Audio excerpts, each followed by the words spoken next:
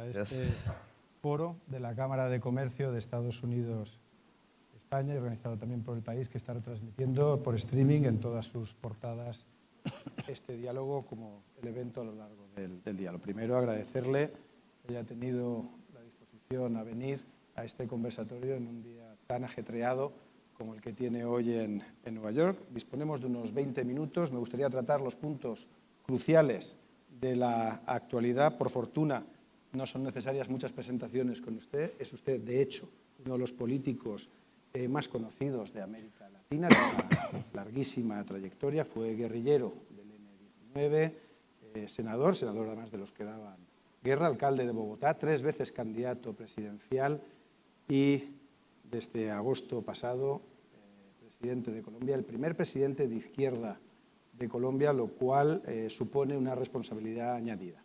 Y enlazando con esto, quería hacerle la primera pregunta. Si nos puede hacer un pequeño balance rápido de lo que ha sido este mes y medio de gobierno y si se ha encontrado resistencias inesperadas a su agenda progresista. Bien, no, al contrario de lo que se esperaba.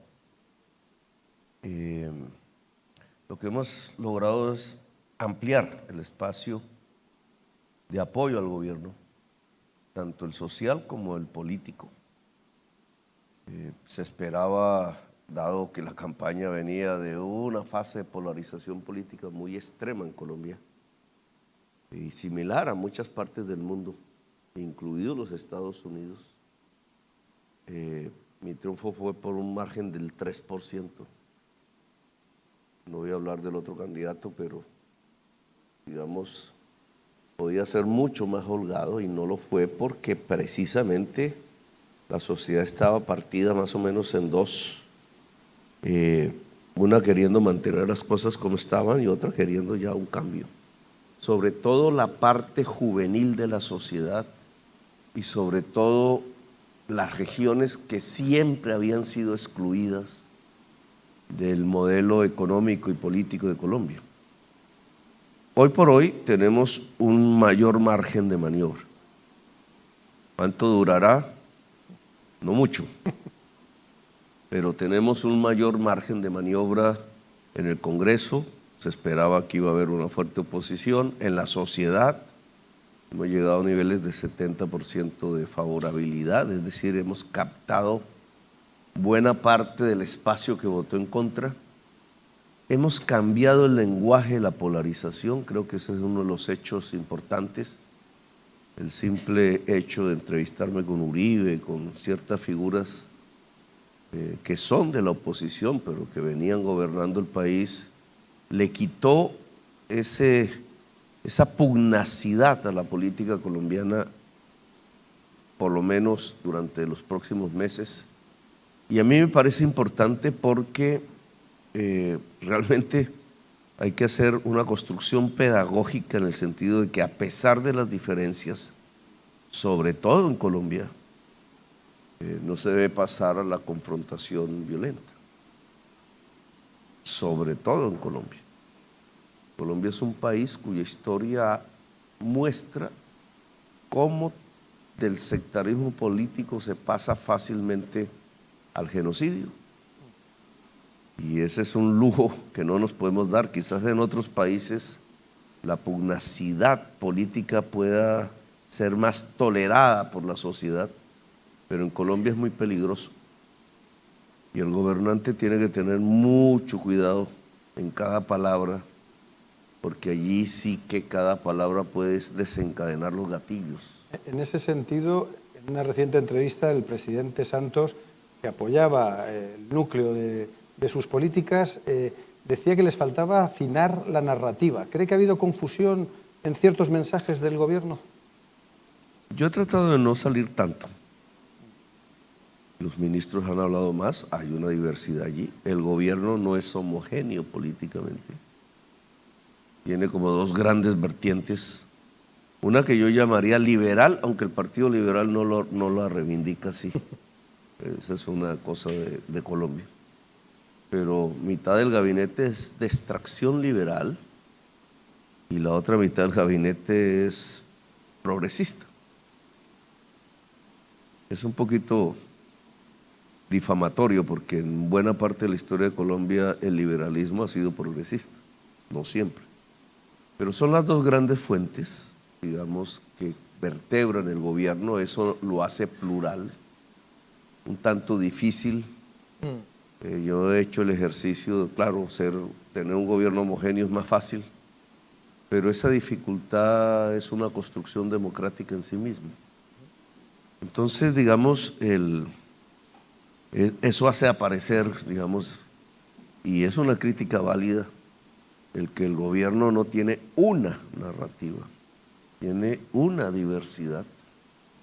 Esa narrativa la tengo que ir desplegando yo mismo, en la medida en que avance, en que las dificultades crezcan, en que las realidades de la vida aparezcan, que ya están apareciendo, la crisis mundial, las tormentas que vienen de afuera, que son grandes, y las tormentas que están adentro, que no son más pequeñas.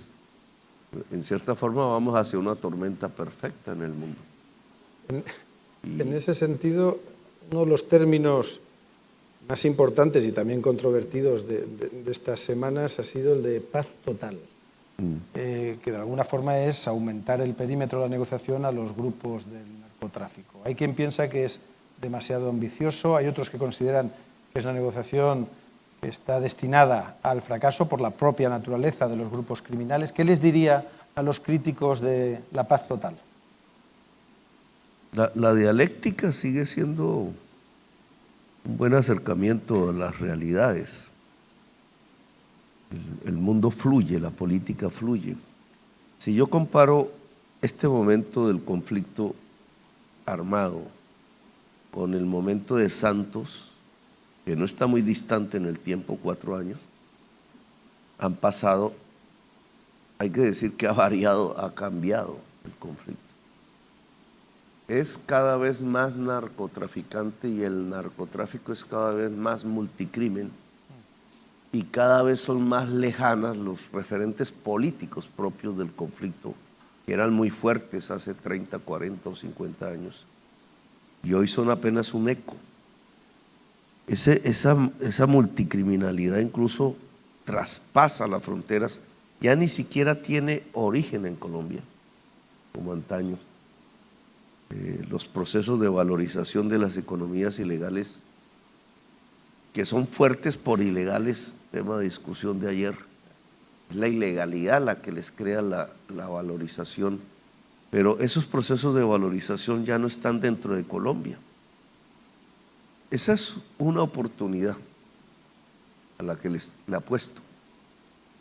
Es decir, en tiempos de Pablo Escobar, la mayor parte del excedente que podía extraerse de la cocaína quedaba en Colombia, tenía que volver a Colombia.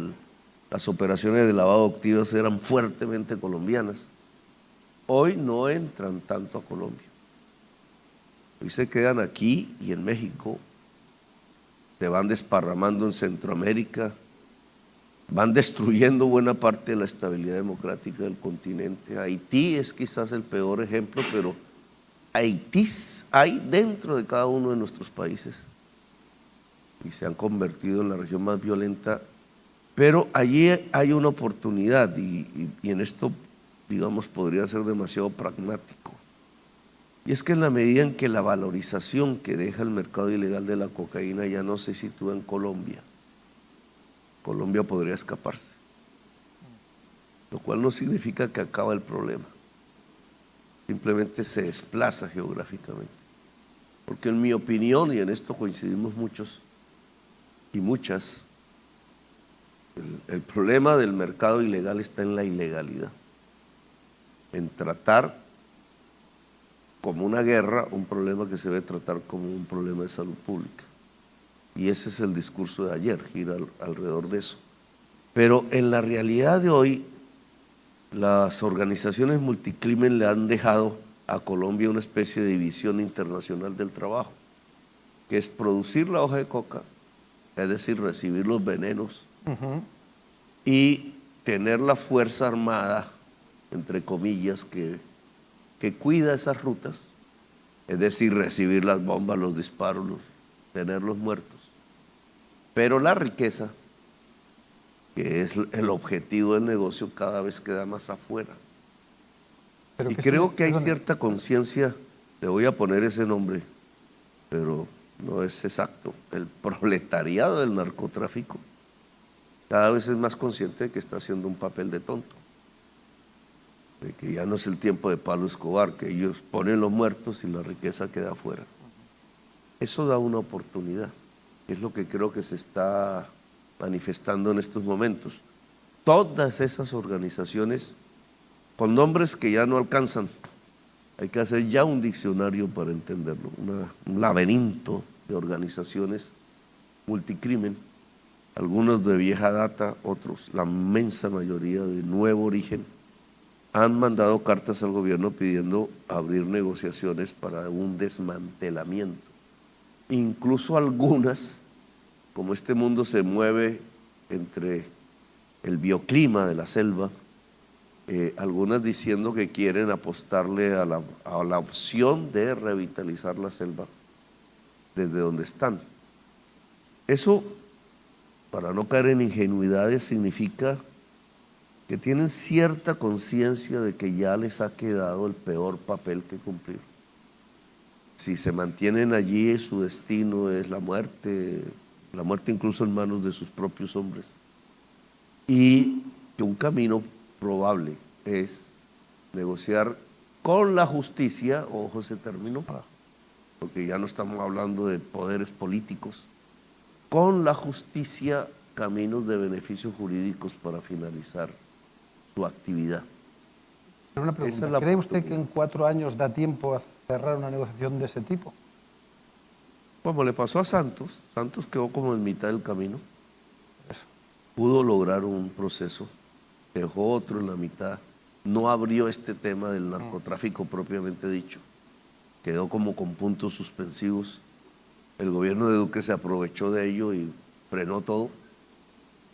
Ni siquiera el monumento que con las armas de la FARC se hizo aquí en Naciones Unidas, que acabo de verlo, ni siquiera se inauguró, no se presentó en el mundo. Hoy yo creo que no vamos a completar el 100%, pero sí podemos construir un camino que ojalá no tuviera retorno para salir de la violencia en Colombia. Hablemos un poco de Venezuela. Usted ha ofrecido a Venezuela el papel de garante en las conversaciones, negociaciones. Eran ya garantes. El ELN, ¿por qué? Ellos eran con Noruega, Cuba, Brasil, Venezuela, no sé si olvidé otro país, eran garantes del proceso de paz del gobierno Santos. En ese momento no habían roto relaciones.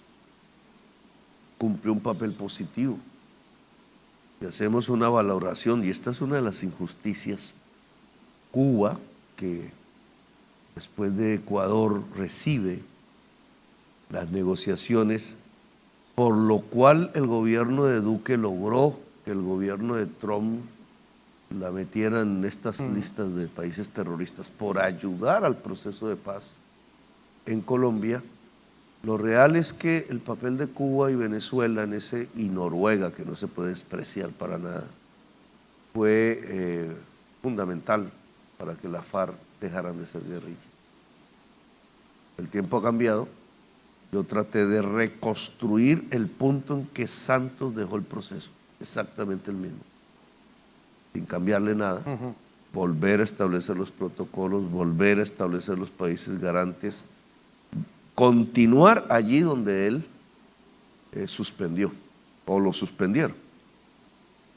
Ahora, seguro que lo que va a salir de ahí no es exactamente lo mismo que Santos había pensado, porque en realidad el conflicto armado colombiano ha cambiado, su alma ha cambiado.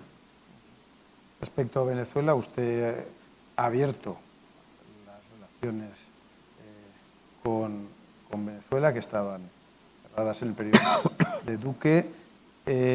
¿Piensa dar más pasos? ¿Piensa entrevistarse con Maduro? El próximo lunes creo que va a usted la reapertura de la frontera. ¿Cree que puede ser una ocasión para verse con Maduro? De positivo está en reconstruir unas relaciones familiares de millones de colombianos y venezolanos al lado y lado de la frontera, que entraron en crisis humanitaria. El que una mujer tuviera que utilizar una trocha para ver a sus familiares o para comprar algo al otro lado de la frontera era un altísimo riesgo de violación sexual, de abuso, incluso de muerte. Ese libro está por escribirse, la evaluación de lo que es la crisis humanitaria de la frontera colombo-venezolana por romper y cerrar las fronteras. Deben haber centenares de muertos. Eso quedó en manos de las organizaciones multicrimen, una frontera de 2000 kilómetros, y la población quedó bajo su dominio. Ahora se trata de reconstruir una normalización de ese área, digamos, es lo más positivo. Indudablemente puede haber un empuje económico mutuo en países que tienen dificultades económicas, eso también es positivo. La experiencia española demuestra que su flujo comercial más grande es con su vecino, y lo mismo la experiencia francesa, y lo mismo la experiencia alemana y sueca y la norteamericana, el flujo entre Estados Unidos, Canadá, Estados Unidos, México, es decir, el gran comercio global, a propósito del foro, es entre vecinos, en primerísimo lugar. El globo es más un vecindario, todavía. Y nosotros sacrificamos eso, destruimos la comunidad andina, cerramos con Ecuador, cerramos con Venezuela, y creo que eso es un suicidio económico colombiano, realmente. Ese es otro aspecto positivo que ahora va a prender motores. Hay aspectos que no lo son tanto. Entonces hay una enorme discusión sobre el tema de derechos humanos. Ayer mismo un informe se publicó de Naciones Unidas. A Colombia le queda un tanto difícil la situación, porque casi que se establece una competencia entre quién viola más derechos humanos. La narrativa venezolana hace unos años en Colombia era: están matando los jóvenes que salen a manifestarse. Hace un año el Estado colombiano mató 100 jóvenes por salir a manifestarse, y el ESMAD disparó directo a los ojos, etcétera. Lo mismo que en Chile. ¿Cuál la diferencia? Digamos, no tenemos mucha autoridad moral en la crítica. El gobierno que yo encabezo va a apostarle a fondo al mayor respeto de los derechos humanos que nuestra Constitución ordena, precisamente para adquirir la talla moral, que significa pedirle al vecindario que también lo hagan. Pero en esto he solicitado al presidente Maduro, y quizás no es propiamente lo que está en la discusión en la mesa que está en México, que se reintegra al sistema interamericano de derechos humanos. Yo soy presidente gracias a ese sistema. Históricamente lo considero un gran logro de los años 70, un gran logro liberal, porque lo que hay allí es básicamente los principios de la democracia liberal, una constitución americana, pero que casi que se proclama en 1972, y lo que siguió fue, recuerde usted, el golpe de Estado en Chile.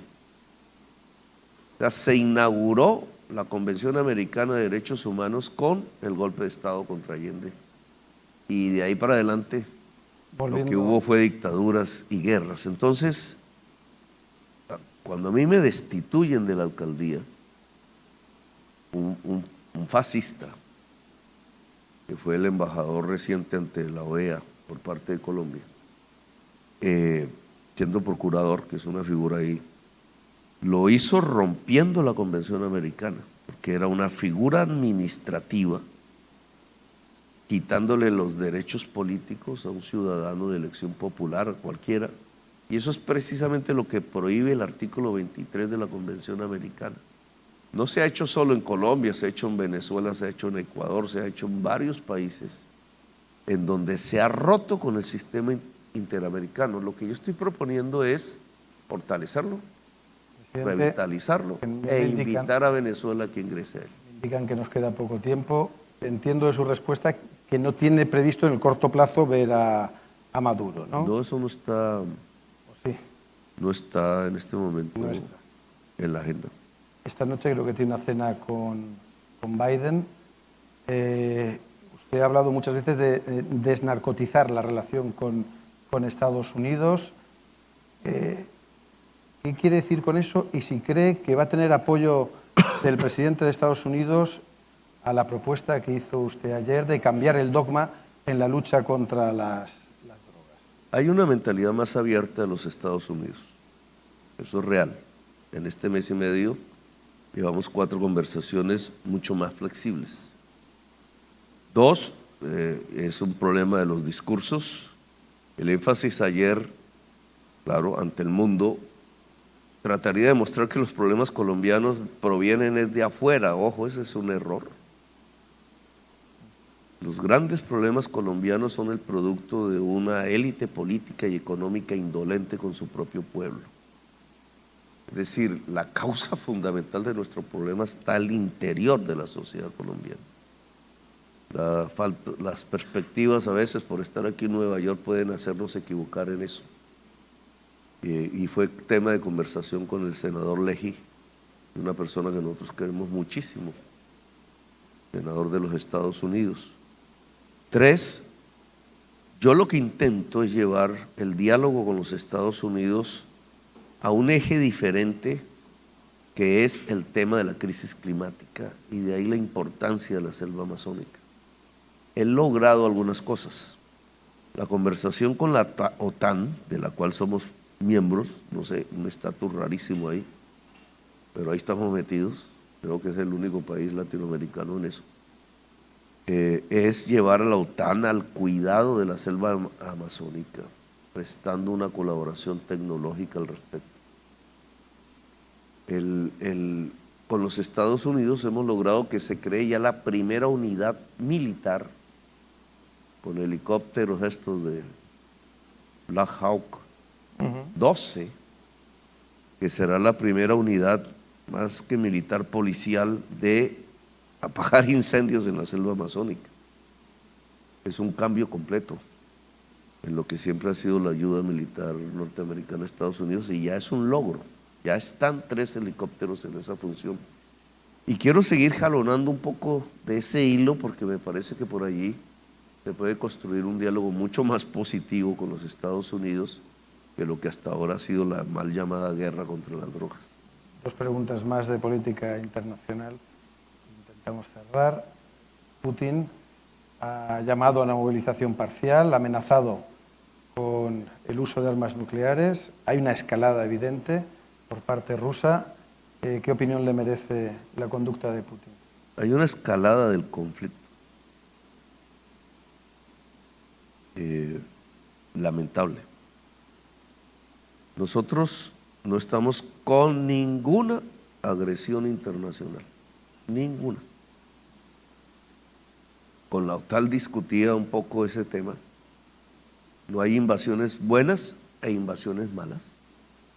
América Latina es un lugar del planeta que ha recibido invasiones. República Dominicana, Guatemala, Panamá. Colombia mismo ha perdido parte de su territorio producto de agresiones externas. Las Malvinas son heridas que están en el... Por eso América Latina no gira exactamente como Europa alrededor de ese conflicto. Europa lo vive de una manera diferente. El conflicto tiene que ver con la dependencia de la economía de Europa Occidental a los combustibles fósiles, que no ha logrado superar cuando era necesario. Pero nosotros lo que criticamos es cualquier forma de invasión. Tan mala la de Rusia sobre Ucrania como la que se hizo sobre Irak, sobre Libia y sobre Siria. Fuimos partidarios en el Estatuto de Roma y fue el debate con la OTAN ayer. El Estatuto de Roma es la base de la Corte Penal Internacional, Tribunal de Justicia, de elevar a delito internacional la agresión internacional. La OTAN decía, no, pero es que eso ya está en las leyes internacionales y de eso tiene que ver la Comisión de Seguridad de las Naciones Unidas. La Comisión de Seguridad de las Naciones Unidas es política, la Corte Penal Internacional es judicial. No es lo mismo una decisión política que varía en el tiempo, una invasión si es buena, otra no, a una decisión judicial que ve toda agresión como un delito. Nosotros somos partidarios de lo segundo. Y somos partidarios fundamentalmente de que este delito, este conflicto en concreto, entre dos pueblos eslavos con historia común, se acabe. Es decir, que es el momento de hablar de cómo no de cómo se escala el conflicto, sino de cómo se acaba el conflicto. Pero el conflicto es escalando, señor presidente. Lo que se está es escalando y yo invito a Europa es que hable de paz. Con México queremos hacer una declaración conjunta que ojalá sea de América Latina, en el sentido de que lo que hoy se necesita es empezar negociaciones de paz ya, porque el mundo tiene que concentrarse en otros problemas. Hace pocas semanas veíamos que en Chile un gobierno de izquierdas perdía el plebiscito constitucional.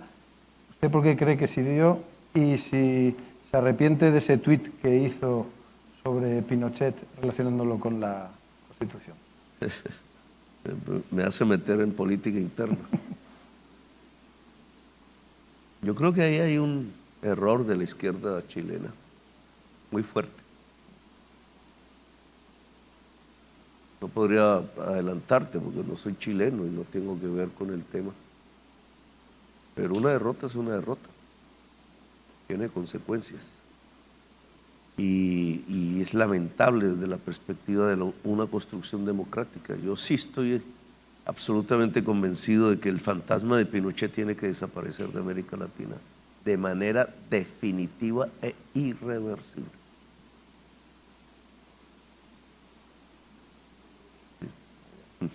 Para concluir, ¿con qué objetivos cumplidos se daría por satisfecho al final de su mandato? Con dos, que Colombia salga de la violencia, eso es un enorme, y que Colombia deje de tener hambre. Muchas gracias, señor presidente. Esperemos que tenga una fructífera jornada.